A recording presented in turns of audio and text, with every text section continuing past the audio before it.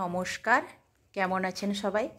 আশা করছি আপনারা খুব ভালো আছেন এবং সুস্থ আছেন, আর আমিও খুব ভালো আছি। শুভ সকাল সবাইকে। আজ আবার একটা নতুন দিনের শুরুতে আমার চ্যানেলে আপনাদের সবাইকে জানাই স্বাগতম। গত কয়দিন ধরে একটা কথা বলবো বলছি, কিন্তু বলতে পারছি না। কথাটা হচ্ছে সাবস্ক্রাইব আর আনসাবস্ক্রাইব নিয়ে।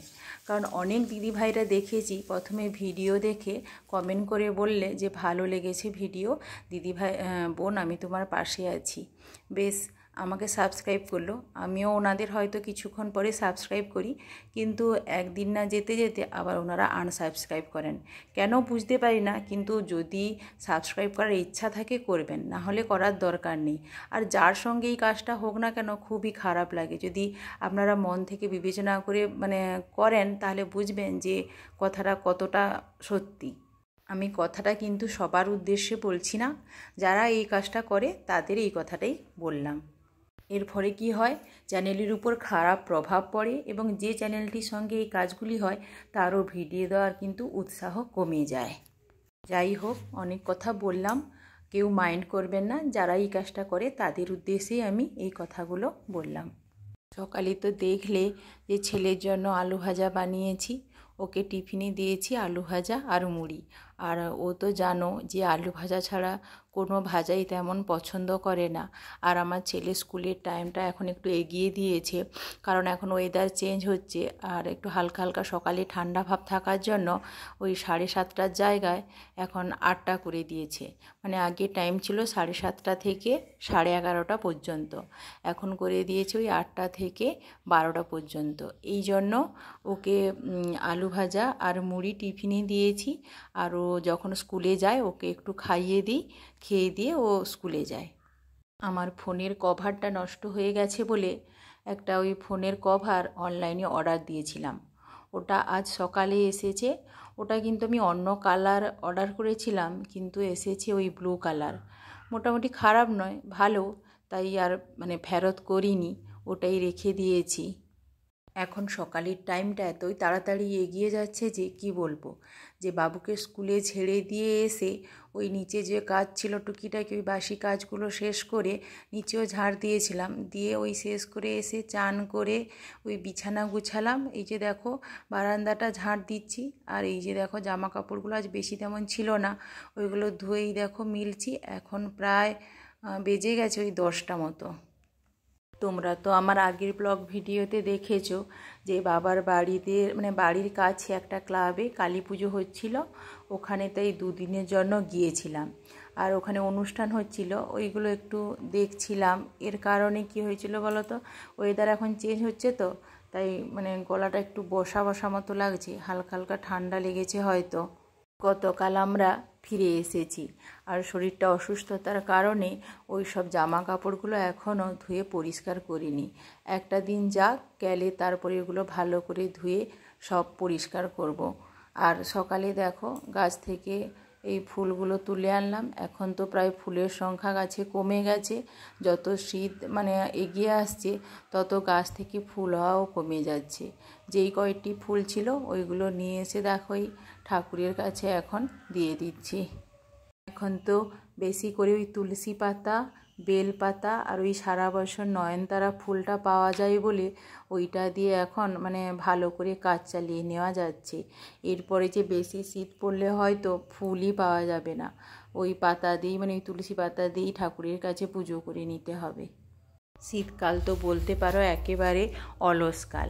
সেই ভোরে ঘুম থেকে উঠবো করে আর ওঠা হয় না, তারপরে সেই দেরি করে ওঠা হয়, আর তার ফলে কি হয়, কাজও দেরি হয়ে যায়।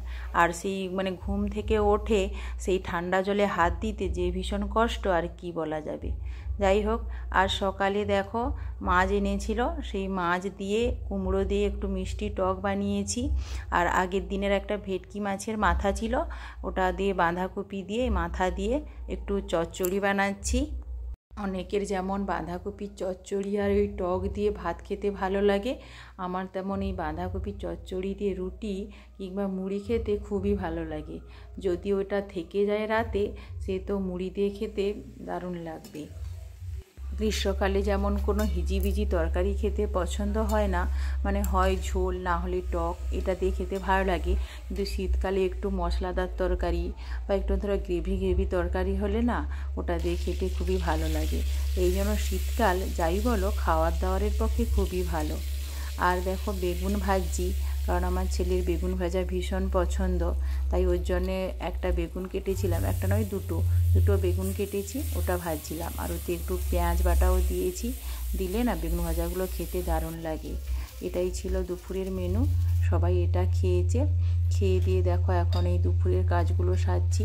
মেয়েদের তো জানো সব সময় বসে থাকলে হবে না, খেয়ে দিয়ে তুমি যদি এই দিকে আধ ঘন্টা ওই বিশ্রাম নেওয়ার জন্য বসে পড়ো থালা বাসন না ধুয়ে, আবার উঠে যখন ওই থালা বাসনগুলো ধুয়ে যখন কাজ শেষ করবে, দেখবে কোথা থেকে যে মানে সন্ধ্যা হয়ে গেছে তুমি বুঝতে পারবে না।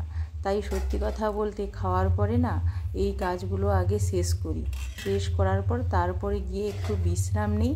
আর ওই বিশ্রাম নিতে নিতে কোথা থেকে যে সন্ধ্যা হয়ে যায়, এসে আবার পরের কাজগুলো তাড়াতাড়ি করে গুছাতে হয়। বিকেলে ঘুম থেকে উঠে ছাদ থেকে জামা কাপড় তুলে আনা, তারপর হচ্ছে পুরো ঘর ভালো করে ঝাড় দেওয়া, এই সব কাজ থাকে। যাই হোক, আজকে সন্ধেবেলা মেয়েকে বলেছিলাম তুই সন্ধে প্রদীপটা মন্দিরে বসা, আমি একটু ধূপ ধুনোটা জ্বালাই, পুরো ঘরে ধূপ ধুনো দেবো বলে ওকে বলেছিলাম। তাই ওই দেখো ও মন্দিরে গিয়ে সন্ধে প্রদীপটা দিচ্ছে, আর আমি এদিকে ধুনোটা ধরিয়েছি। ধরিয়ে প্রথমে মন্দিরের কাছে নিচে চারপাশে একটু দিয়ে দিলাম, দিয়ে তারপর দেখো ছাদের উপরের ঘরগুলোতেও দিতে যাব। রাতে কি খাওয়া হবে তার চিন্তা ভাবনা আগে থেকে করা হয়ে আছে। বিকেলে আলু আর মটর প্রেসারে সিটি মেরে রেখেছি, ওটা রাতে হচ্ছে ঘুগনি বানাবো, সবাই ঘুগনি দিয়ে মুড়ি খাবে।